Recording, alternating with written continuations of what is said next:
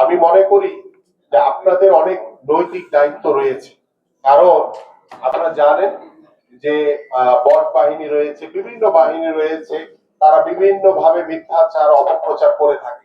এখন আমরা এমন কিছু করার সুযোগ দিব না যেটাকে তারা সুযোগ পেয়ে যায়। তো আমি মনে করি যে আপনারা যারা থানার ওয়ার্ডের নেতৃবৃন্দ রয়েছেন, আপনাদের অধীনস্থ যারা নেতৃবৃন্দ রয়েছেন, আপনারা যারাই এই ধরনের কোনো অপকর্ম বা কোনো কিছুর সাথে যদি জড়িত থাকে, তাহলে তাদের বিষয়ে একদম জিরো টলারেন্স দিয়ে আপনারা কাজ করবেন। কারণ আমরা কোনো অন্যায়কারীকে, কোনো প্রশ্রয়কারী আমরা কোনোভাবেই আমরা কোনো সুযোগ দিতে চাই না।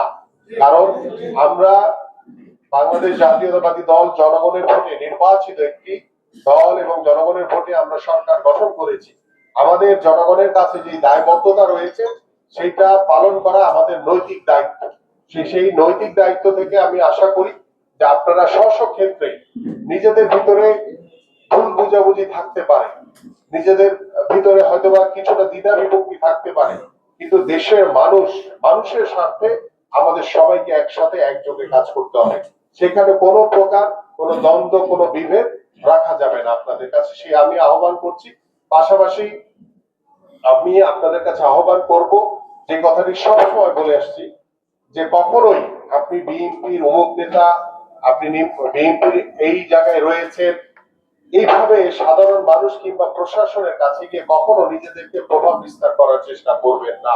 কারণ প্রভাব বিস্তার করা বা অনৈতিক কর্মকাণ্ড করা সেটা হচ্ছে ওই স্বৈরাচার আমলে সেটা হয়েছে, আমরা দেখেছি।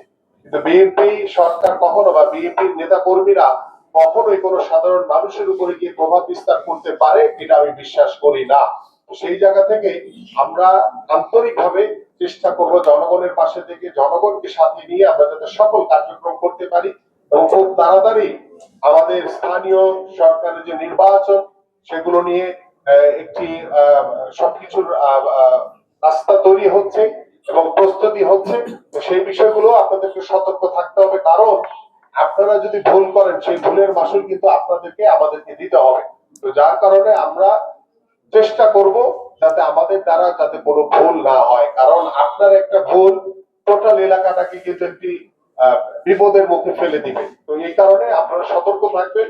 কোনোভাবেই আমরা কোনো অন্যায় কাজ, কোনো বিশৃঙ্খলা, কোনো কিছুকে আমরা প্রশ্রয় দেব না। এই বিষয়ে আপনারা সবাই একমত আমার সাথে? কাজ কোন দায়িত্ব, এটি একটি বিষয়।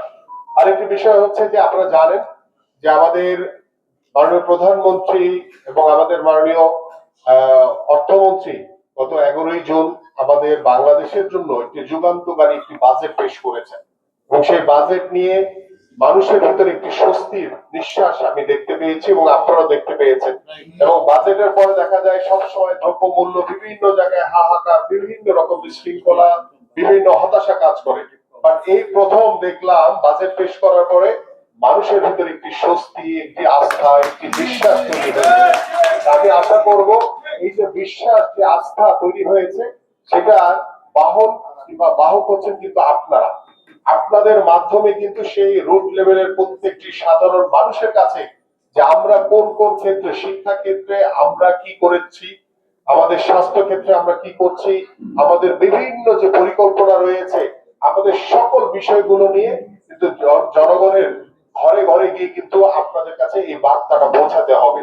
এবং আমরা কোথায় কর দিচ্ছি, কোথায় কর দিচ্ছি না, কোথায় মওকুফ করা হয়েছে, এই সামগ্রিক বিষয়গুলো আপনাদের কাছে আমরা প্রয়োজনে পৌঁছে দিব এবং আপনারা সেটি পড়াশোনা করে আপনারা সেই তথ্যপত্র গুলো আপনারা জনগণের কাছে সেই মেসেজ গুলো, এবং আপনারা সবাই জানেন কারণ যখন আমাদের মাননীয় অর্থমন্ত্রী বাজেট পেশ করেন তখন কিন্তু এটি বিস্তারিত ভাবে তিনি প্রায় 4 থেকে 5 ঘন্টা সময় নিয়ে টোটাল বিষয়গুলো তিনি কিন্তু উপস্থাপন করেছেন।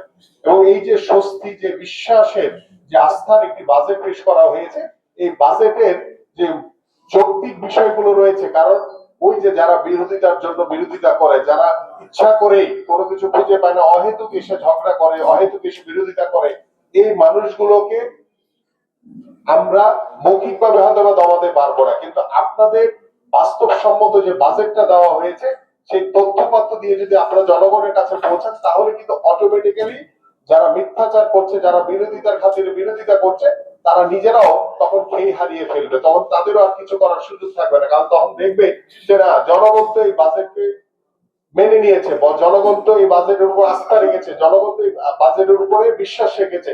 অটোমেটিক্যালি তাদের ওই মিথ্যাচার আর ওই সাধারণ মানুষের কাছে ধোপে টিকবে না। তো এই কারণে আমি আপনাদের কাছে আহ্বান করব যে বাজেট সম্পর্কিত যে বিষয়গুলো রয়েছে, আমাদের বিভিন্ন সেক্টরে যে আলোচনা হচ্ছে, সেই আলোচনাগুলো আপনারা প্রত্যেকটি ঘরে ঘরে পৌঁছে দিতে হবে, কারণ আপনারা সবাই কিন্তু নেতা।